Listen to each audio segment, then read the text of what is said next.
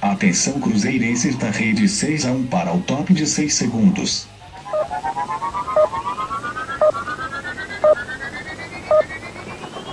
E aí galera, tudo bem com vocês? O vídeo de hoje é para falar sobre o Cruzeiro, né, que caiu aí no grupo 5 da Libertadores, um grupo considerado complicado, ao lado de adversários bem tradicionais aí. Dois já estão definidos, o primeiro é o Racing da Argentina, depois a Universidade do Chile, né, a popular Laú. O outro adversário pode ser inclusive o Vasco, desde que o Cruz Maltino passe pelos mata-matas, né, que envolverão Universidad Concepción do Chile, que é o primeiro adversário deles. Depois podem pegar ainda o Universitário do Peru, o Jorge Wilstermann da Bolívia ou até mesmo o Oriente Petroleiro também da Bolívia. Mas o que a gente tem ao alcance até o momento são os dois primeiros adversários, e adversários muito complicados por sinal, e a ideia do vídeo é justamente falar um pouco sobre cada um deles aqui, relembrar o histórico, né, os confrontos anteriores entre as equipes e analisar brevemente também o elenco de cada um. Antes de mais nada, eu tenho um convite a fazer sobre vocês que gostam de futebol sul-americano.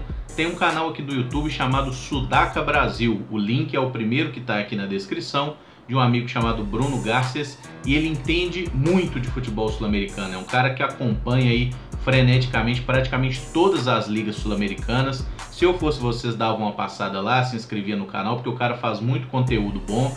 E esses vídeos que eu faço aí de olheiro, né, falando de jogadores sul-americanos e tudo mais, jogadores que podem vir para o Cruzeiro, ele faz isso de uma forma bem mais abrangente, falando de jogadores jovens que ele conhece lá do futebol sul-americano e que podem ser opção para clubes brasileiros. Então assim, é um conteúdo bem legal, bem diversificado, se inscreve lá. Ano que vem a gente vai ter uns conteúdos aí de parceria com análises dele também sobre os adversários do Cruzeiro aqui no canal 6x1, então vai ser bem bacana. Deem essa força lá pro Bruno e deem uma força pra mim também, né, dando like aqui no vídeo, se inscrevendo no canal caso não seja inscrito, usando os comentários para dar suas opiniões, isso é sempre muito importante pra gente que faz vídeo aqui pro YouTube. E vamos falar então de Racing, né, o Racing Clube da Argentina. Pelo que eu encontrei de retrospecto aqui, os clubes se enfrentaram em partidas oficiais 9 vezes na história. O Cruzeiro venceu 4 jogos, o Racing venceu 3 e houveram também 2 empates. Engraçado é olhar o retrospecto de gols, né? Porque a gente marcou 14 gols nesses confrontos e o Racing apenas 6. Isso porque o Cruzeiro aplicou 2 goleadas sobre eles por 4-0, uma delas na Supercopa, final da Supercopa de 92, que a gente foi campeão contra eles, e a outra goleada foi na Copa Mercosul de 99, que a gente enfiou 4-0 lá na Argentina, dentro da casa dos caras. Mas nem tudo é tão bacana assim, porque a gente também já perdeu algumas decisões para eles aí. Perdemos a Supercopa de 88 para eles, eles nos venceram lá na Argentina, no Mineirão a gente não conseguiu reverter, ficou no empate em 1-1. E 2 anos depois, na Supercopa de 90, a gente se enfrentou pela primeira fase e eles também nos eliminaram, dessa vez vencendo nos pênaltis. Já em 92, pela Supercopa Masters, foi a vez da gente dar o troco, né, e vencer inicialmente eles nos pênaltis, para poucos meses depois, pela Supercopa efetivamente, ganhar deles o título na final, né, vencendo por 4-0 no Mineirão. Fomos jogar lá, perdemos por 1-0, mas tudo tranquilo. Em 1999, que foram os últimos confrontos, né? Como eu falei, a gente ganhou deles lá por 4-0 e jogando no Mineirão também venceu por 2-0. Desde os anos 2000 a gente não enfrenta esse tradicional adversário e eu particularmente acho que serão jogos muito bons. Atualmente o Racing não está bem no campeonato argentino, tá? De 30 equipes eles ocupam a 14ª posição na tabela, com 4 vitórias, 4 empates e 4 derrotas no campeonato. Para efeito de comparação, o líder é o Boca Juniors, que já soma 30 pontos. E aí, analisando o elenco deles, quem são os principais goleadores atualmente?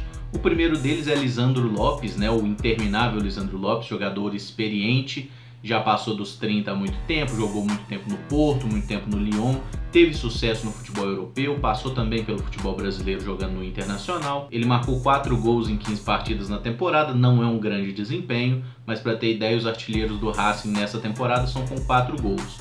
O outro jogador que tem os mesmos 4 gols é Lautaro Martínez, esse já tem 4 gols em apenas 8 jogos. É um atacante jovem, muito interessante, muito promissor, bate bem com as 2 pernas. É um dos caras que a gente tem que ter mais cuidado nesse time deles. Outros jogadores importantes, tem o colombiano Ibargüen, que foi campeão da Libertadores 2016 com o Atlético Nacional da Colômbia. Tem também outro jogador interminável, que é o volante uruguaio Arévalo Rios, que jogou no Botafogo, muitos clubes do México. rodou pra caramba, é um cara que surpreendentemente está jogando até hoje e é costumeiramente titular também. E vale ressaltar aí o zagueiro Miguel Barbieri, que tem sido o cara que mais joga pelo clube na temporada, um zagueiro bem regular mesmo, e é inclusive uma promessa para o setor. Outra promessa é também o meio-campista Matias Aracho. Esse é um jogador bem promissor aí de futuro, mas que já tem aparecido bastante no time. O elenco tem também alguns jogadores experientes, como o Leandro Grimi, um zagueiro lateral que já jogou no Milan, jogou no Sporting de Portugal. Tem o Marco Torsiglieri, um zagueiro que também fez carreira na Europa, Metalist, futebol italiano. Tem o Lucas Orban, que também é um defensor, jogou no Bordeaux, jogou no Valência. Tem o Ricardo Noir, que é um atacante que há vários anos foi apontado como grande promessa do Boca Juniors. Acaba que não vingou tanto assim, não conseguiu ser um grande jogador fora da Argentina, mas é também uma opção, tem apenas 2 jogos na temporada. Esses 4 jogadores que eu citei agora são caras que não estão jogando tanto, eles estão mais como reserva. Não sei exatamente dizer se eles tiveram problema de lesão que justifique, né, essa ausência dos gramados, mas são atletas que compõem o elenco e a gente também pode ficar esperto aí para os confrontos do ano que vem. Nosso outro oponente é a Universidade do Chile, né, a famosa Laú. Contra a Laú, nosso retrospecto é excepcional. Foram apenas 4 jogos na história e nós ganhamos os 4. E a maioria de vocês deve se lembrar, inclusive, desses confrontos, porque são recentes. O primeiro foi em 2009, oitavas de final da Libertadores. Primeiro jogo no Chile, a gente venceu por 2-1. Teve até gol do Marquinhos Paraná, para vocês terem ideia o quanto isso foi absurdo.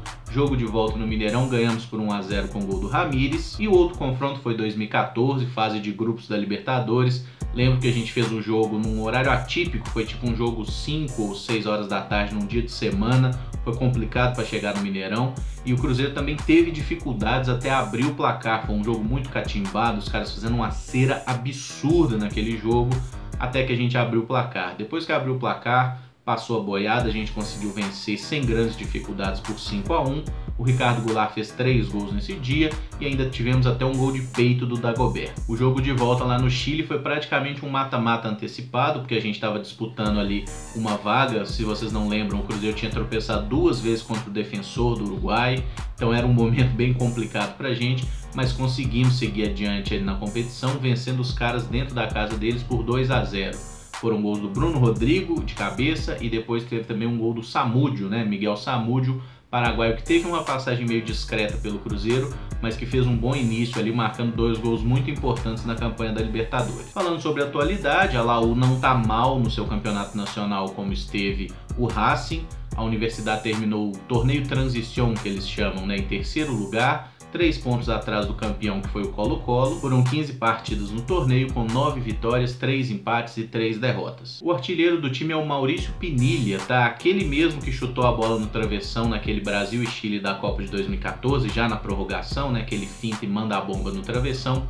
Maurício Pinilha voltou para a Universidade, clube que já jogou várias vezes. Ele que é um verdadeiro cigano da bola, jogou em muitos clubes europeus, com destaque para o futebol italiano, que ele já jogou na Atalanta, no Genoa, no Cagliari, ele já jogou no Hearts da Escócia, já jogou até no Vasco da Gama. Está com 33 anos atualmente, marcou 9 gols em 15 partidas nessa temporada. O segundo artilheiro do time é o Sebastian Ubilia, que marcou 6 gols na competição. Alguns outros jogadores conhecidos do elenco, né? Tem lá o Gustavo Lorenzetti, que já passou aí dos 30 anos, já é um jogador experiente e segue sendo um dos articuladores da Laú.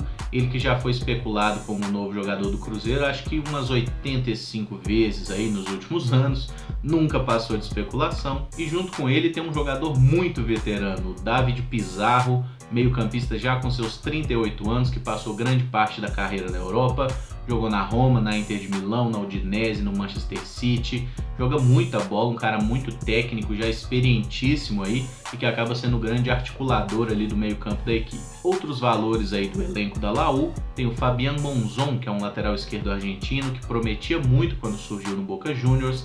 Não conseguiu justificar todo aquele potencial, mas é um cara que bate muito bem na bola, tem suas qualidades, já tem 2 gols na temporada, passou por Nice, Lyon, Catania, teve até uma pequena passagem pelo Fluminense nos últimos anos, mas não conseguiu jogar bem no futebol brasileiro. A defesa tem também o Christian Vilches, um zagueiro que jogou muitos anos no Colo-Colo e passou pelo Atlético Paranaense, jogando 2 temporadas recentemente. É o grande pilar defensivo da equipe, o cara que mais jogou pelo clube na temporada. E ao lado dele tem o Gonzalo Rara, né, que é um jogador aí que que já passou dos 30 anos, é figura carimbada na seleção chilena pelo menos desde 2007. Ele que passou grande parte da carreira no futebol europeu, muitos anos na Inglaterra a serviço do West Bromwich, e também fez 2 temporadas lá no Mainz da Alemanha. Também vale ressaltar aí a presença do meio-campista Rafael Carioca, não é nada o Rafael Carioca, tá? É um jogador que já atua na Laú há vários anos. E também os meias laterais, o Matias Rodrigues, que é um argentino, o chileno, que é o Jean Belseju, esse que por sinal jogou as 2 últimas Copas do Mundo e também já rodou muito no futebol, inclusive jogou no Grêmio, jogou muitos anos no futebol inglês. O goleiro deles é o já experiente Johnny Herrera, que passou grande parte da carreira pela Laú, teve uma passagem frustrada pelo Corinthians em 2005, salvo engano, não conseguiu jogar bem aqui no Brasil, coisa que também aconteceu com Felipe Seymour, jogador que compõe o elenco, tem 15 jogos e 1 gol nessa temporada, inclusive, conseguiu relançar sua carreira depois da passagem frustrante pelo futebol brasileiro, né? Ele ficou o primeiro semestre no Cruzeiro, fez apenas 2 partidas, entrando no decorrer dos jogos, inclusive.